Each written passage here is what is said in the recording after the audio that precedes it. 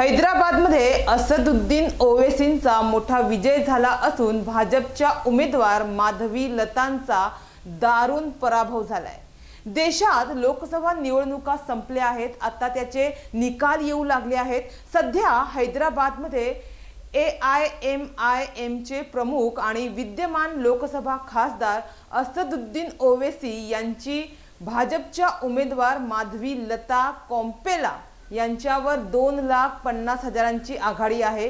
निवडणूक आयोगाने दिलेल्या माहितीनुसार ओवैसी यांना आतापर्यंत 5,25,000 मते मिळाली आहेत, तर माधवी लता यांना 2,74,000 मते मिळाली आहेत। त्यामुळे असदुद्दीन ओवैसी यांचा या ठिकाणी विजय निश्चित मानला जात आहे। 4 वेळा खासदार आणि ऑल इंडिया मजलिस इत्तेहादुल मुस्लिमीन AIMIMचे अध्यक्ष असदुद्दीन ओवैसी यांनी कधीही हैदराबाद लोकसभा निवडणूक लढवली नाही, फक्त ते जिंकत राहिले।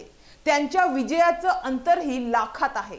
कोणताही पक्ष एवढा तगडा उमेदवार उभा करू शकला नाही की त्यांना निवडणूक लढवावी लागली। त्यामुळे ते 20 वर्षापासून अपराजित आहेत। त्यांचे वडीलही 20 वर्षापासून असेच जिंकत होते, मात्र यावेळचे चित्र खूप वेगळं होतं। त्यांची थेट लढत भाजपच्या डॉक्टर माधवी लता यांच्याशी होती।